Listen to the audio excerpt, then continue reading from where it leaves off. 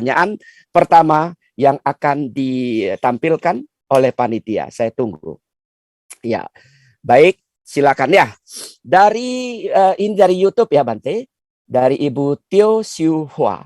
Ya, pertanyaannya, kebajikan sekarang mulai menurun. Bagaimana caranya kita untuk membangkitkan kebajikan supaya bisa lebih ditingkatkan untuk kita sendiri dan orang lain, karena ini penting sekali. Silakan Bante. Baik, sebetulnya saya masih tidak memahami kenapa kebajikan dikatakan menurun. Karena kebajikan ini kan sesuatu yang netral ya, kita mudah ditemukan di masyarakat. Sehingga bisa ada lingkungan-lingkungan tertentu mungkin memang kebajikannya kurang, tetapi juga banyak kita masih melihat di masyarakat itu kebajikannya juga banyak juga. Misalnya saja mungkin ada kecelakaan di jalan, kemudian yang mau menolong juga banyak. Walaupun ada kecelakaan, kemudian ada yang memanfaatkan. Misalnya, oh ini kan kecelakaan kok punya cincin emas. Wah, kemudian dicopoti, ini selamatkan dulu, orangnya geledak di situ nggak diurus. Ya itu ya ada, tetapi kebajikan itu sebetulnya lebih bersifat manusiawi. Karena kita pada dasarnya itu punya rasa ingin berbuat baik. Buktinya apa? Kalau kita mau melakukan kejahatan, itu kita pasti noleh kanan kiri. Misalnya kita mau mengambil HP tanpa izin saja, nggak usah yang ruwet-ruwet ya. Kita mau mengambil HP tanpa izin. Sebetulnya ini sudah merupakan pelanggaran sila, kan kita sudah mencuri, walaupun hanya mencuri datanya, kita mau ngambil HP. Itu pun kita noleh kanan dan noleh kiri. Karena kita pada dasarnya berusaha untuk berbuat baik. Itu alamiah banget. Sebaliknya, kalau kita misalnya mau berdana HP, kita nggak pakai noleh kanan kiri. Kita bawa boxnya itu langsung kita letakkan di situ. Dilihat ya syukur, nggak dilihat ya nggak ngapa-ngapa. Artinya kebajikan itu adalah menjadi milik kita. Nah, sekarang ada orang-orang tertentu yang kadang-kadang kurang bersemangat melakukan kebajikan. Karena mungkin dia punya pandangan yang tadi sudah saya sebutkan pada saat uraian, bahwa saya sudah banyak berbuat baik. Kenapa sih kok saya hidupnya masih sulit? Ya, itulah sebabnya makanya di dalam Dhamma dikatakan, kalau makhluk-makhluk di alam bahagia, ataupun makhluk-makhluk di alam menderita, itu memang sulit untuk diajar berbuat baik. Karena kalau dia di alam bahagia, dia mengatakan, untuk apa saya berbuat baik, hidup saya sudah bahagia. Demikian pula beberapa orang yang sudah sukses sekali di dalam kehidupan sehari-hari, kadang-kadang dikenalkan dengan Dharma pun, untuk apa saya kenal dengan Dharma? Oh, saya hidupnya saya sudah bahagia. Kan kita mengajarkan misalnya, ayo kembangkan kerelaan supaya kamu bisa hidupnya beruntung. Saya sudah beruntung, ngapain saya mengembangkan kerelaan lagi? Nah, ini emang agak sulit. Kemudian juga yang di bawah, di alam rendah itu juga begitu. Jadi ketika di alam menderita, kemudian diajarkan kebajikan, dia mengatakan, loh, saya ini hidupnya selalu menderita, saya sudah berbuat baik juga nggak bisa. Karena itu, Dharma ini memang ada di alam manusia. Sehingga dikatakan lahir sebagai manusia ini tidak gampang, butuh kebajikan yang banyak.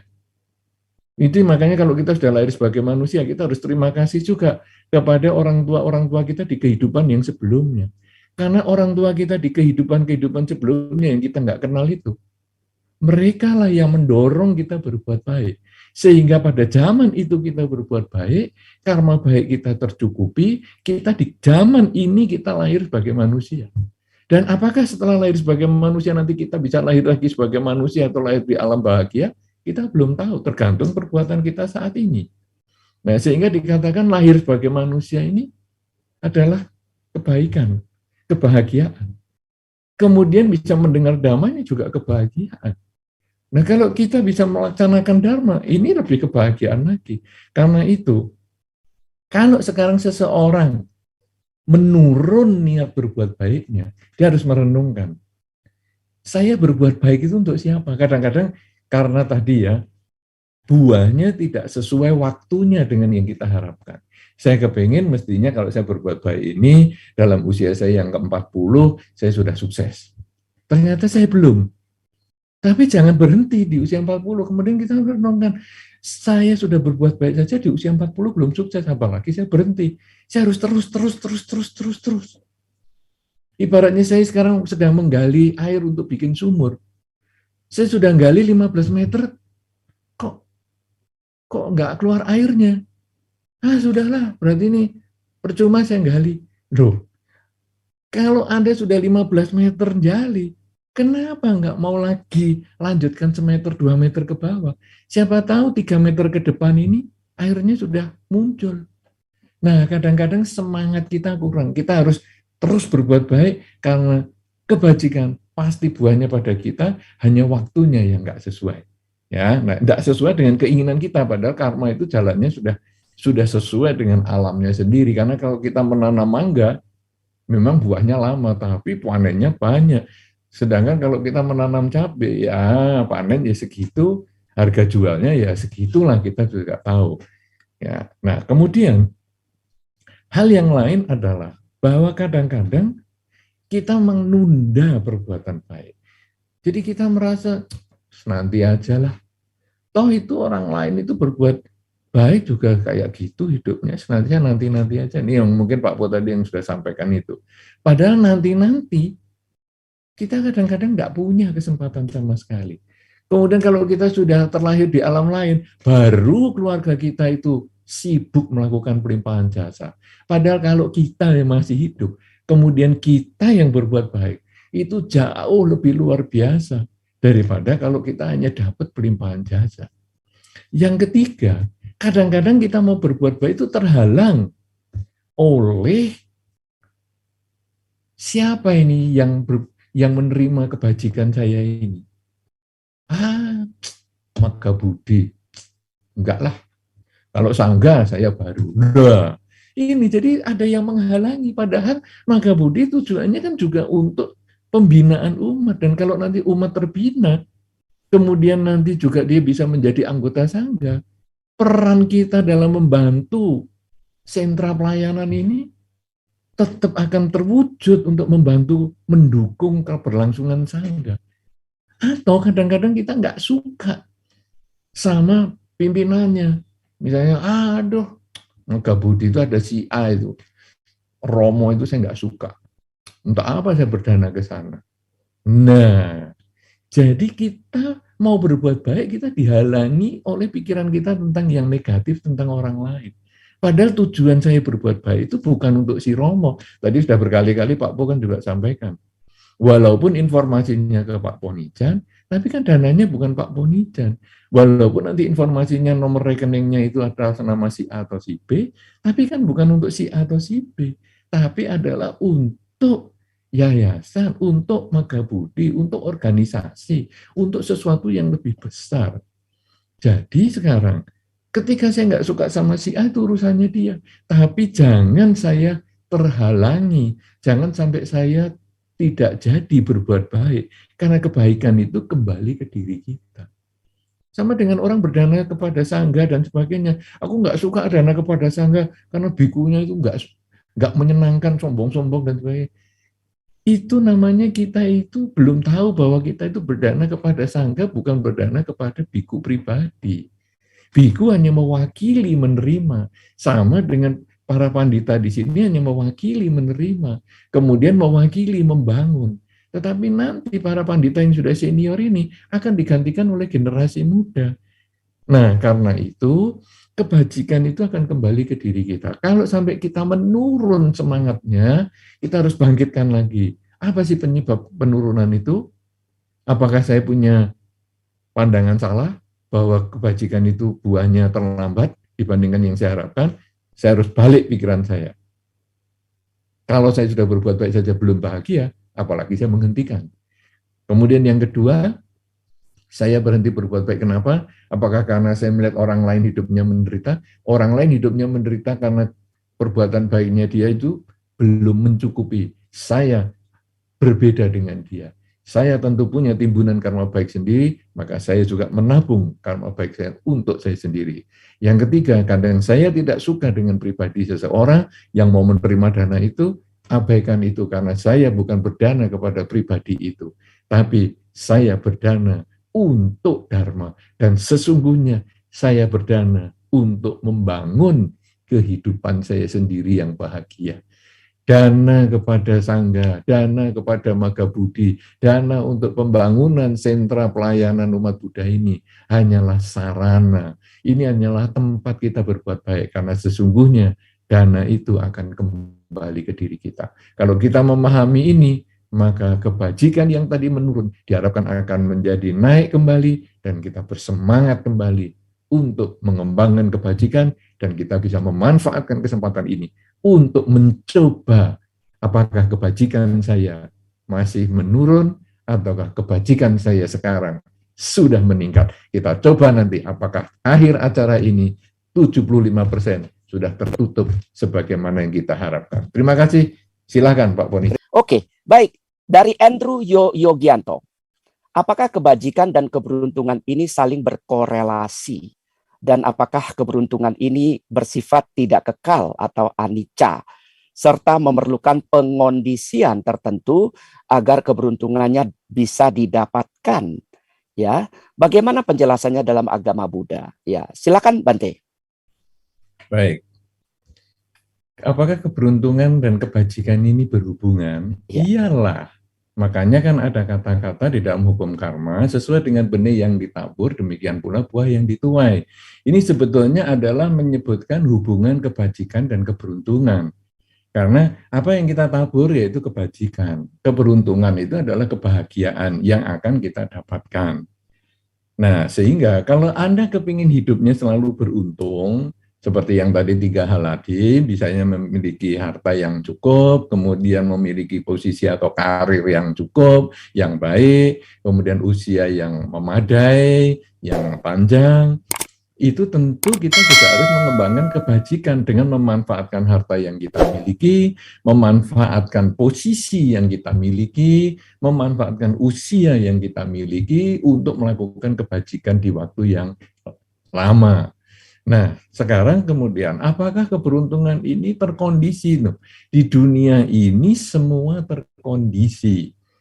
Ya, karena hidup ini adalah tidak kekal. Jadi, kalau sekarang ada orang berbuat baik kok masih belum beruntung, ya, itu bukan berarti tidak beruntung, tapi masih belum beruntung. Bagaimana mengkondisikannya? Lanjutkan perbuatan baik itu. Karena kalau tadi di Romo Ayo sudah menyampaikan di awal sambutan beliau adalah seorang itu kalau mau bahagia ya banyak berbuat baik, terus berbuat baik, dan jangan pernah berhenti berbuat baik. Artinya kalau kita merasa belum beruntung atau peruntungan kita menurun, kita merasa, oh, sekarang ini kesempatan saya harus terus berbuat baik. Ibaratnya sekarang kita memasuki tahun harimau. Ada orang mengatakan, waduh, ini kalau tahun harimau ini hidup kamu nggak beruntung ini. Kamu ada jiongnya ini. Kalau Anda kemudian mengubah pola pikir, bahwa di tahun harimau ini bukan saya tidak beruntung, tetapi saya harus memperbanyak kebajikan, maka pola pikir Anda berubah. Karena kalimat yang positif itu mendukung Anda, pikiran Anda positif. Tapi kalau Anda kalimatnya sudah negatif, aku kok nggak beruntung ya, aku kok tidak beruntung ya, tahun ini aku nggak beruntung. Ya selamanya Anda karena berpikir negatif, datanglah yang negatif.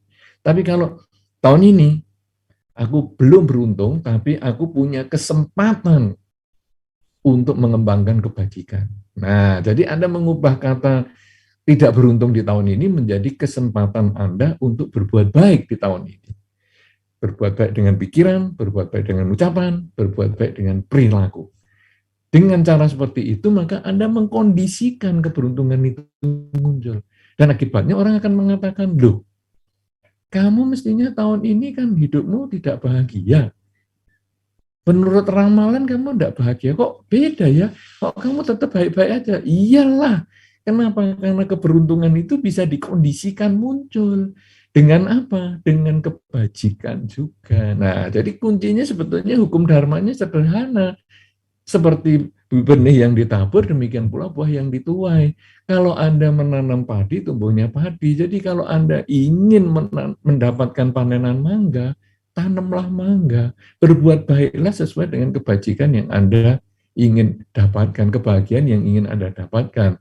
Tadi Pak Bo sudah menyampaikan juga itu tadi. Jadi kalau mau pandai, ya lakukanlah kerelaan dalam bentuk kebijaksanaan. Ya, misalnya ini kan sentra pelayanan ini kan ada tempat pendidikan.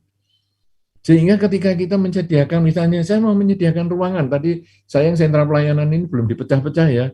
Biasanya kita kalau dengan Pak Bo ini biasanya sudah ada itu susunannya ya. Jadi dipecah. Misalnya gerbang depan ini berapa? Tadi kan ini satu ruko atau dua ruko, saya sampai bingung juga.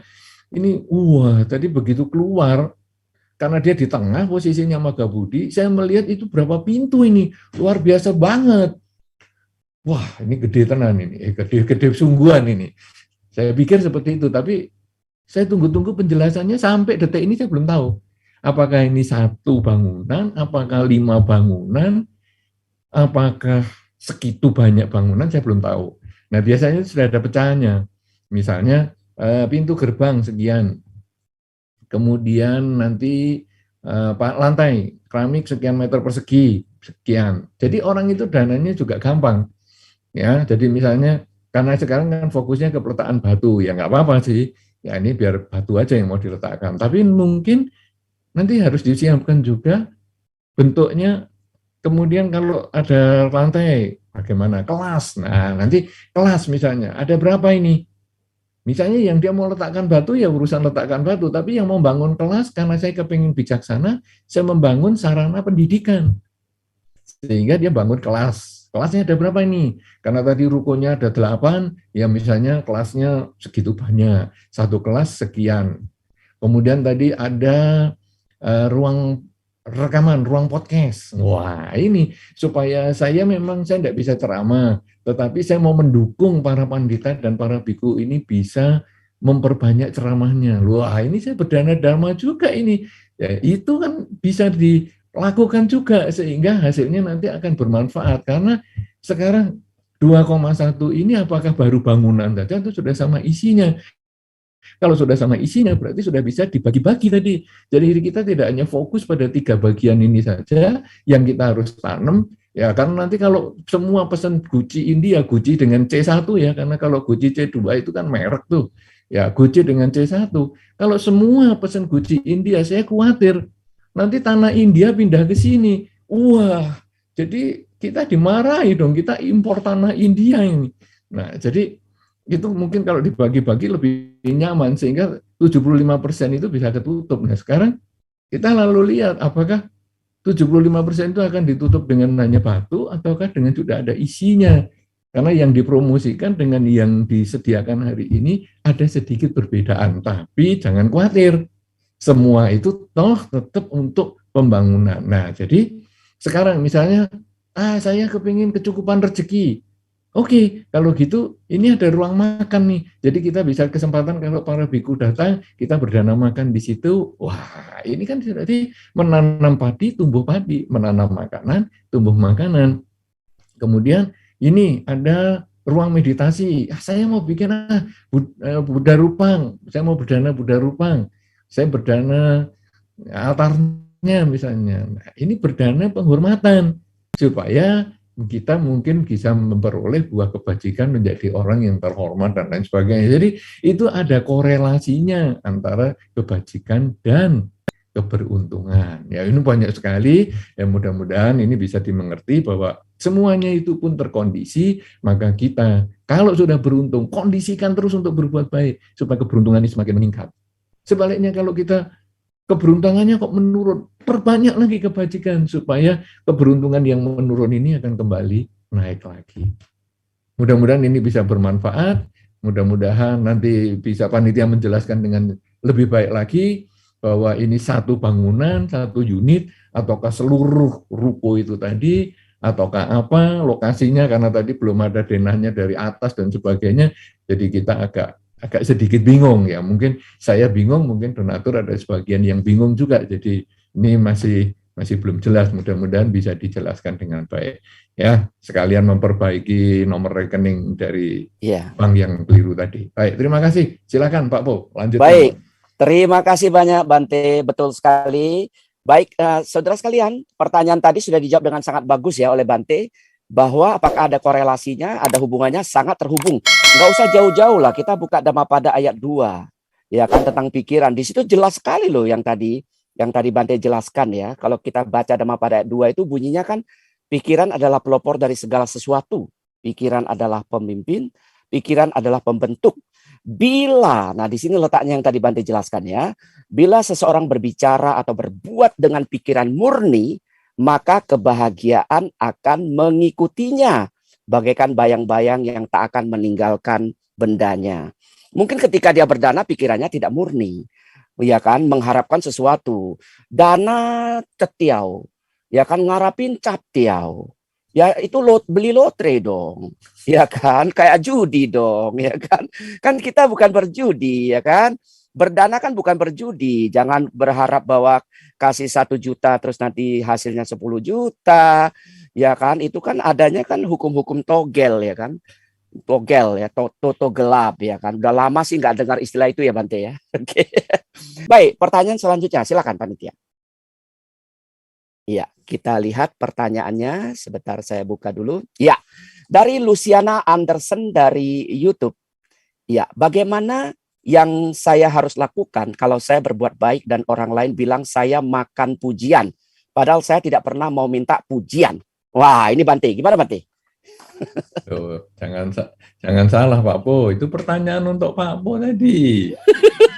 Itu kan Pak Po yang ditanya, bukan saya loh. Iya, tapi karena narasumbernya Bante, ya kayaknya kalau saya jawab agak kualat. Nanti saya menambahkan aja Bante. Silakan Bante. Iya, Ya, jadi di dunia ini nanti Pak Po akan ngambilkan Dhammapadanya. Di dunia ini kita itu berbuat apa saja itu dapat celaan.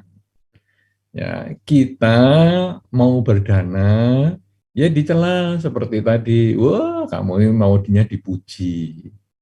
Tapi kita nggak berdana, kita ya dicela. Gitu aja pelit. Jadi kita sekarang mau ngapain? Diem ya dicela, ngomong ya dicela. Ya lebih baik berlakukan sesuatu. Dia mencela urusannya dia, itu karmanya dia. Sekarang saya berbuat baik, ini urusan saya. Tadi di dalam pertanyaan yang sebelumnya saya sudah sampaikan, kadang-kadang kita itu lihat beberapa oknum, itu nggak begitu suka, terus kita nggak kepingin berdana. Tapi kita ingat, saya berdana itu kan bukan oknum itu. Saya berdana itu bukan demi si oknum itu atau kepada oknum itu. Saya berdana ini kan untuk dharma. Tapi lebih kuat lagi, saya berdana ini kan untuk membangun hidup saya sendiri, membangun nasib saya sendiri, membangun keberuntungan saya sendiri. Jadi kalau sekarang apalagi orang lain yang ngomong mau makan pujian, mau muntahkan pujian, itu urusannya dia, kita nggak mau pusing. Pokoknya saya mau berbuat baik, karena saya tidak berbuat baik pun mestinya nanti ada orang lain yang mencela. Jadi abaikan saja, fokus ke perbuatan baik. Ya, apalagi sekarang malam ini sudah dijelaskan lagi sama Romo Hongji ini tadi bahwa dana 2,1 itu adalah dana bangunan. Saya soalnya kacau, agak bingung itu tadi dengan nomor 1 adalah peletakan batu pertama. Istilah peletakan batu pertama itu kan kalau saya punya proyek. Lah ini proyeknya ruko kan masa yang bangun Magabudi. Kalau yang bangun Magabudi ya dia yang berhak meletakkan batu pertama. Tapi ini kan beli ruko salah satu ruko. Kok bisa ya meletakkan batu di situ? Ini yang membuat saya tadi agak bingung. Kemudian ada foto Bante Atadhiro dengan Bante Wirasilo kan juga ke lokasi yang masih pembangunan. Jadi, wah ini mau membangun sendiri ini. Karena biasanya kalau di perumahan-perumahan itu kan rukonya sudah ada, semuanya sudah beres. Tinggal sekarang beli nggak nih? Nomor berapa nih? Unit berapa ini? Nah kan mudah sekali. Tapi ini Bante Wirasilo sama Bante Atadhiro datang tunjuk sana.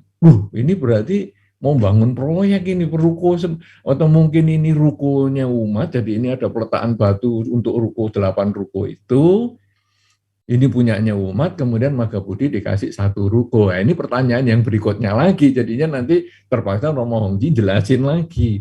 Kok ada tadi foto proyek seperti itu dan kok bisa ada peletakan batu? Karena biasanya ruko itu ya sudah, misalnya di perumahan A, ya sudah ini ada 8 ruko, silakan mau milih mana? Tengah, seperti gambar tadi, atau pinggir, seperti yang tadi diceritakan. Nah, kemudian tadi sudah lebih jelas 3 lantai. Kemudian nanti kalau mau ada isinya, berarti itu nanti kita ada semacam penggalangan dana lagi. Ini akan lebih jelas ya. Terima kasih itu Romo. Jadi sudah bisa ada gambaran. Tinggal sekarang kok peletakan batu di bangunannya proyek lain ya. Nah, ini nanti bisa dijelasin lagi, termasuk kok jadi ada nunjuk-nunjuk tadi Bante Antadiro dengan Bante Wirasilo, apakah ini sedang milih tanah, ini fungsinya yang paling bagus nih, ini ada naganya di situ, misalnya, sehingga kok milih yang pojok bukan, tapi gambarnya kok tengah, kan saya jadi bingung. Dapatnya pojok tapi gambarnya tengah, ya agak membingungkan. Ini sama dengan nomor rekening yang ditulis dengan yang running teks bisa berbeda. Mudah-mudahan ini bukan karena persiapannya yang mendadak, karena kalau saya lihat persiapan ini sudah jauh-jauh tahun lalu, sehingga mestinya persiapannya juga lebih baik. Nah, itu tadi jawabannya tentang mau makan pujian atau tidak, itu sebetulnya itu urusan orang yang mau ngomentari, kita nggak usah pusing. Ya, nah ini tadi sebetulnya pertanyaannya Pak Po, karena itu saya harus menyerahkan kesempatan kepada Pak Po untuk menjawab dengan ayat Dhammapada. Oh, Atula, dan seterusnya. Silakan. Nah, benar Bante. Terima kasih Bante ya. Baik, saudara sekalian, Atula di 227, Dhammapada 227. Nah, silakan buka nih bagi penonton ya seluruh dunia ini. Ada sampai mana itu? Sampai Los Angeles juga tadi. Mungkin dari Jepang juga tadi ada saya lihat ya. Nah, betul sekali. Jadi di ayat Dhammapada 227 begini bunyinya ya. Atula, ya kan? Nah, ini yang tadi Bante katakan, pepatah kuno. Bukan hanya sekarang mereka mencela orang yang duduk diam, pun mencela orang yang banyak bicara. Mereka juga mencela orang yang sedikit bicara. Ya kan? Tiada seorang pun yang tidak dicela. 227. Artinya apa? Kita diam aja dicela. Dicela kok diam aja sih. Gitu kan? Ngomong banyak pun dicela. Banyak amat sih bacotnya. Gitu. Jadi tidak ada orang yang tidak dicela. Bayangkan loh, ini riwayat hidup Buddha Gautama kan sudah lebih daripada 2.500 tahun yang lalu kan. Ini sudah ada. Jadi Anda tidak usah merasa bingung ya, pakai saja Dhammapada ayat 81. Apa bunyinya? 81. Nah, ini bagaikan batu karang yang tak tergoncangkan oleh badai. Demikian pula para bijaksana tidak akan terpengaruh oleh celaan maupun pujian. 81, ingat itu. Kisahnya di 227 gitu ya. Oke. Bante, sudah tidak ada lagi beban dan utang saya untuk menjawab pertanyaan tadi ya. Baik, terima kasih. Ya, kalau dengan Bante memang begitu ya penonton ya. Karena saya dengan beliau ini sudah banyak mengambil ilmunya. Sudah sering ya. Ratusan kali lah. Oke, pertanyaan dari Yosep Setiawan. Mohon penjelasan Bante terkait dengan doa atau harapan yang kita ucapkan apabila sehabis kita berbuat baik. Apakah itu perlu dilakukan? Karena ada sebagian pemuka agama Buddha yang bilang perlu diucapkan, bahkan mengucapkannya dengan keras, bukan hanya di dalam hati saja. Tetapi ada juga yang mengatakan bahwa kita tidak perlu mengucapkan doa atau harapan apabila kita memang sudah yakin dengan hukum karma. Terima kasih. Ya, Saudara Yosef dan seluruh penonton biasakan menulis Buddha dengan huruf B besar ya, sebagai penghormatan dan penghargaan. B harus besar, begitu ya. Baik, silakan Bante. Baik. Jadi ini pertanyaan yang sangat menarik dan ini sering terjadi di dalam masyarakat. Jadi kalau saya berbuat baik itu enaknya mengucapkan tekad atau tidak? Sebetulnya tergantung level kita. Ini tadi sudah sama-sama benarnya. Tadi kan dikatakan, kalau orang yang sudah mengerti tentang hukum karma, sebetulnya sudah tidak perlu ngomong lagi, karena pasti dengan kebajikan yang kita lakukan itu akan kembali ke kita. Kita mau ngomong atau enggak, sama saja itu kembali ke kita. Tapi, bagi orang yang masih masih ingin ada kemantepan lah dalam melakukan perbuatan baik. Karena ibaratnya hukum karma itu kan begini ya, kalau sekarang ada mata air dari gunung, kemudian lalu keluar membentuk sungai. Air dari gunung keluar menjadi sungai, itu pasti ke laut. Sudah nggak ada pilihan lain, dia pasti ke laut. Tetapi kadang-kadang di jalanan ini air dari sungai ini boleh dibelokkan ke sawah, ke sawah, ke sawah, ke sawah, ke sawah, ke sawah. Yang lain baru turun lagi ke sungai untuk ke laut. Artinya apa? Perbuatan baik. Begitu dilakukan, pasti ada buahnya.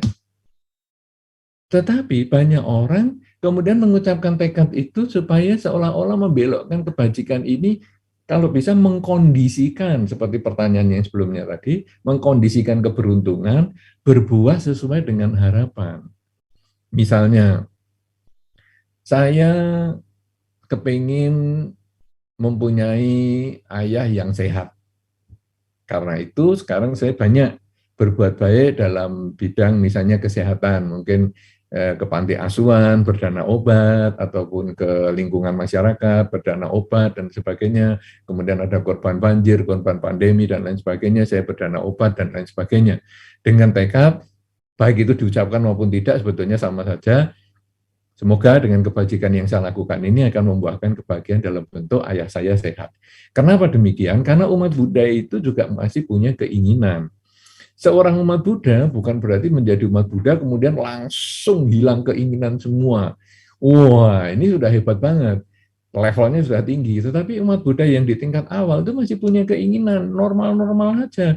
Saya ingin punya ayah yang sehat, saya ingin diri saya sehat, saya ingin keluarga saya bahagia, saya mau suruh berbuat baik apa. Nah, sebetulnya ya berbuat baik aja kamu apa saja dengan kerelaan, kemoralan, dan konsentrasi. Tapi boleh nggak saya ngarahkan kebaikan itu supaya berbuah dalam bentuk ayah saya sehat. Nah ini dia, sungai tadi boleh nggak saya belokkan untuk mengairi sawah saya? Lu silakan. Kenapa demikian? Kok materialis banget? Duh, kalau di dalam Dhamma kan ada tuh, waktu para biku setelah memberikan sila, kemudian para biku kan juga mengatakan, silena sugating yanti, silena boga sampada, silena niputing yanti. Dengan kamu berbuat baik, dengan menjalankan kemoralan, lahir kamu bisa di alam surga. Hidup di dunia bahagia, mencapai nibbana. Artinya, di situ sudah dijelaskan ada buahnya. Nah, tinggal sekarang kita mau nyebut nggak buahnya itu. Kenapa nggak langsung, sudahlah kamu berbuat baik saja, jalankan sila saja. Nanti tahu-tahu sendiri buahnya. Kok ada ya hidup di dunia bahagia, mati masuk surga, dan sampai nibbana ini. Kemudian orang itu karena ketamaan, kebencian, kegelapan batinnya masih kuat, ketika dia masih belajar ajaran Sang Buddha, maka keinginan timbal baliknya itu masih ada. Bahkan tadi kalau Pak Paul aja pembukaannya kan sudah jelas itu.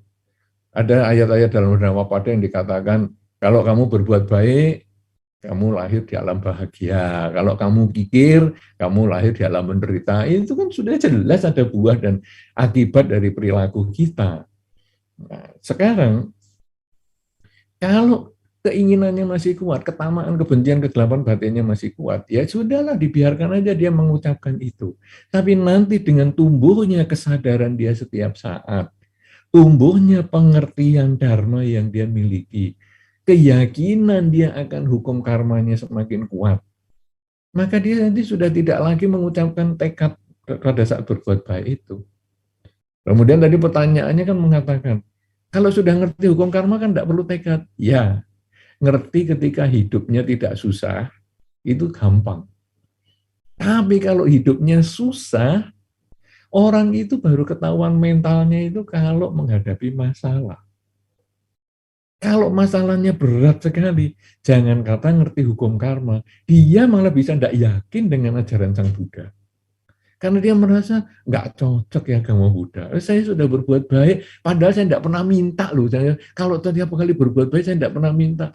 Toh tetap aja jadi berubah cara berpikirnya. Karena keyakinan pada hukum karmanya masih teori, belum sampai praktek. Tapi kalau sudah sampai praktek, walaupun sulit bagaimanapun hidupnya, dia akan menyadari ya ini memang bagian dari buah perilaku saya. Paling sederhana saja lah saudara. Ada orang biasa kalau hari Minggu ke wihara, walaupun pandemi dia tetap ke wihara, kemudian dia bersih-bersih altar.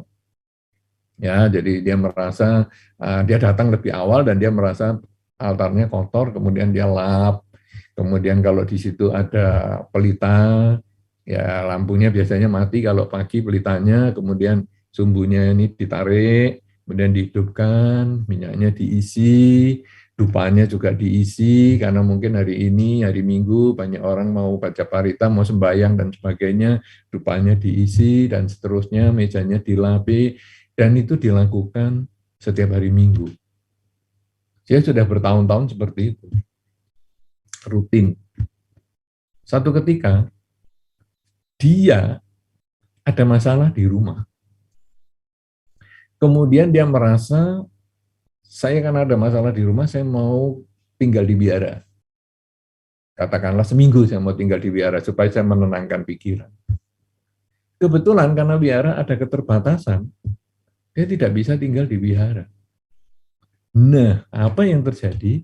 Orang ini akan mengatakan, saya setiap minggu selalu membersihkan altar ini.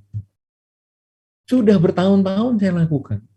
Saya nggak minta bayaran, nggak minta apa-apa. Kalian pun mungkin nggak tahu kalau saya bersihkan. Nggak tahu, tapi dia sekarang ngomong.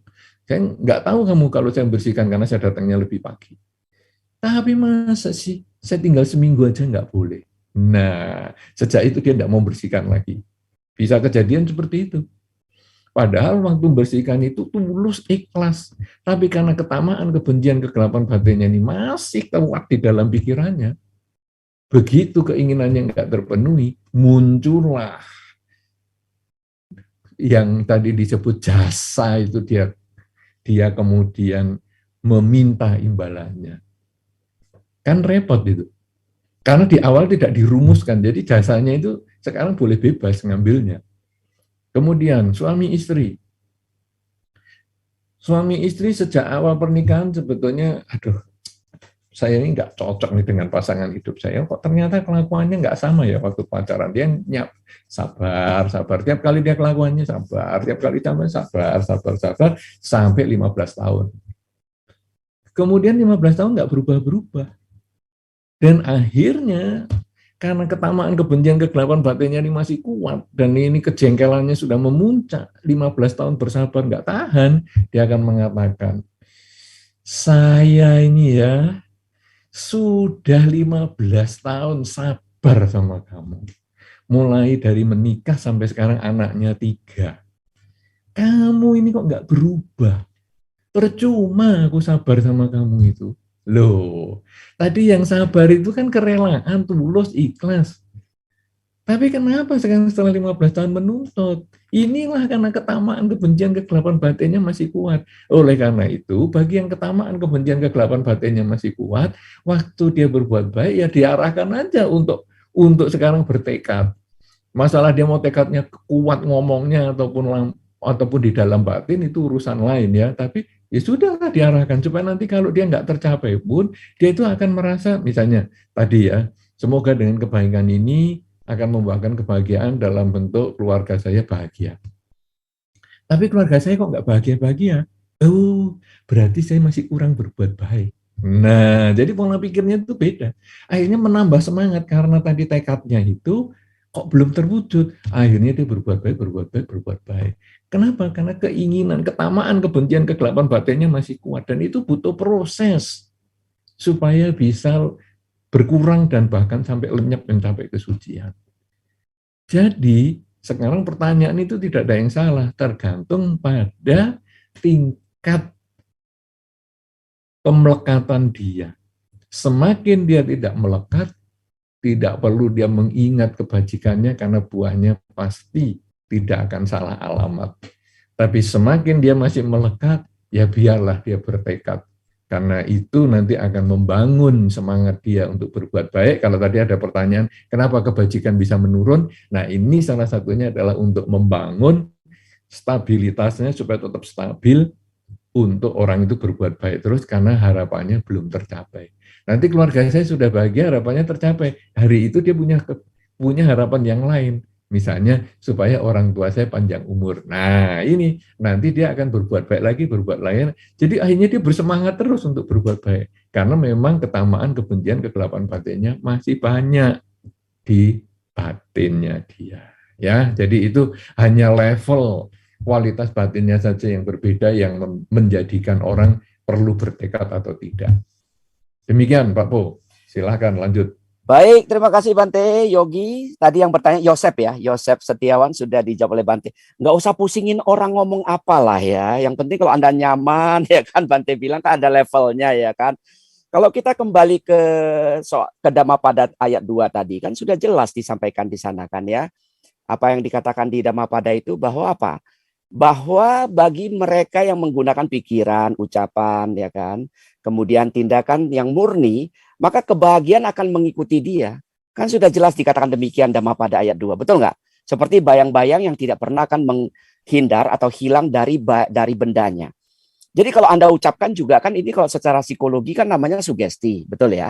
Hipnoterapi juga namanya kan kira-kira kan sugesti gitu ya. Ini kepakaran dari Pak Dr. Adi W. Gunawan lah ya. Saya ingin mengundang Bante Utamo Mahatera untuk menyampaikan kalimat penutup untuk tema kita malam ini, yaitu kebajikan mewujudkan keberuntungan. Silakan Bante.